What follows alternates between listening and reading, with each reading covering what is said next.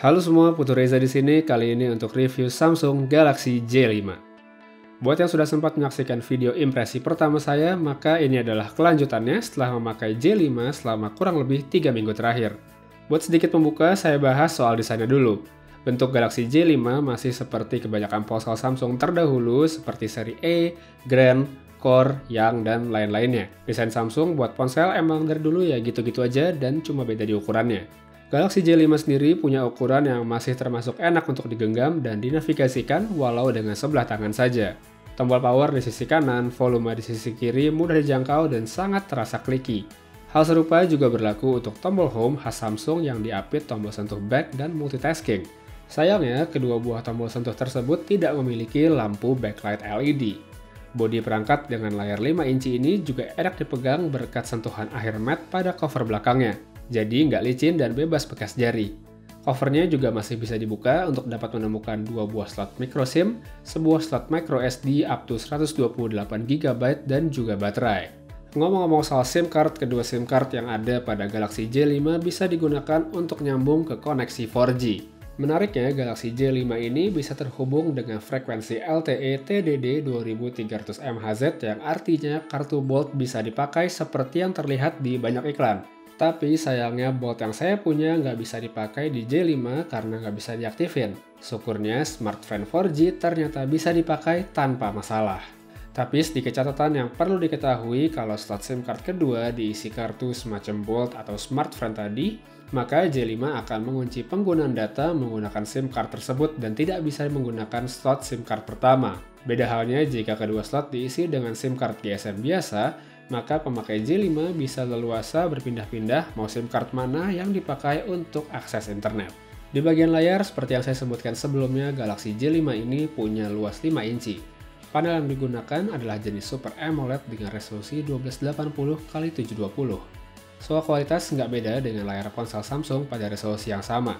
Gambarnya tajam dengan karakteristik warna bersaturasi tinggi. Visibilitasnya di berbagai sudut serta di bawah sinar matahari juga sangat baik. Jika ada kekurangan, mungkin ya soal saturasinya tadi, karena warna terlihat sangat cerah, kadang gambar atau foto terlihat lebih bagus dari aslinya alias nggak natural. Bergeser ke bagian hardware, deretan spesifikasi Galaxy J5 ini sebenarnya sama sekali nggak spesial. Inti dari Galaxy J5 hanya ditenagai prosesor Snapdragon 410, RAM 1,5GB dengan Adreno 306 untuk GPU. Sedangkan di bagian sistem operasi masih berbasis Lollipop dengan tambahan kustomisasi TouchWiz untuk user interface. Meskipun sebenarnya Snapdragon 410 lebih identik dengan ponsel entry level, tapi ceritanya jadi lain saat dipakai di J5. Berbagai macam tugas yang saya bebankan mulai dari yang standar seperti browsing dan akses ke media sosial sampai gaming, semuanya ternyata bisa dijalankan dengan sangat baik oleh Galaxy J5 ini. Meski memang untuk game dengan visual keren seperti Lara Croft Go, setting grafis harus diturunkan ke medium agar game berjalan lancar. Multitasking juga berjalan baik pada Galaxy J5, padahal RAM yang ada sebenarnya cukup tanggung di angka 1,5GB. Meski demikian, ternyata setelah saya lihat ke bagian sistem, manajemen RAM-nya sangat baik dengan rata-rata menyisakan ruang 400-500MB. Jadi wajar kalau lag hampir tidak saya temui meskipun sesekali masih muncul. Performa oke dari Galaxy J5 tentu nggak lengkap tanpa baterai yang baik pula. Kapasitasnya cuma 2600 mAh saja, tapi daya tahannya patut diacungi jempol. Waktu standby 12 jam dengan screen on time sekitar 3 jam 45 menit bisa dilewati meski dengan ada aktivitas gaming atau menonton video. Jika penggunaan lebih ringan, waktunya bisa lebih lama lagi seperti yang ada pada gambar berikut. Di bagian kamera, Galaxy J5 dilengkapi resolusi 13MP dengan bukaan lensa f1.9 yang teorinya bisa membuat kamera menangkap lebih banyak cahaya pada kondisi low light. Tampilan antarmuka pada viewfinder-nya bersih dan memudahkan navigasi kamera. Pilihan mode yang disediakan juga cukup banyak, namun jika dilihat seksama, ternyata tidak ada pilihan HDR di kamera Galaxy J5 ini. Cukup mengecewakan. Kualitas kamera J5 sendiri sebenarnya tergolong baik pada kondisi cahaya yang cukup. Warnanya bagus dengan detail yang cukup terjaga. Sayangnya saat cahaya kurang oke atau kondisi gelap, maka noise akan bermunculan di foto dengan tingkat detail yang juga mengalami penurunan. Di bagian depan, kamera Galaxy J5 dilengkapi LED flash untuk memberi bantuan saat foto di tempat dengan cahaya yang kurang. Fitur palm gesture juga ada untuk memudahkan selfie. Tapi dengan resolusinya yang cuma 2 megapiksel saja, bisa ditebak kalau hasil fotonya bakal standar-standar aja.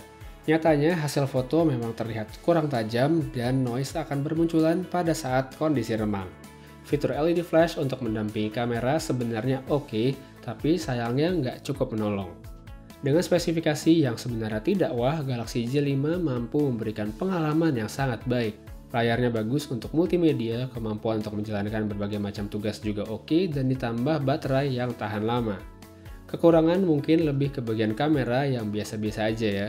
Tapi sebenarnya ini tidak jelek, cuma biasa aja. Oke, itu dia review saya kali ini untuk Samsung Galaxy J5.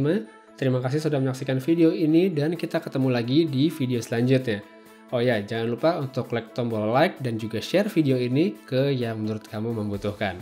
Saya Putu Reza pamit, kita ketemu lagi di video selanjutnya. Have a nice day.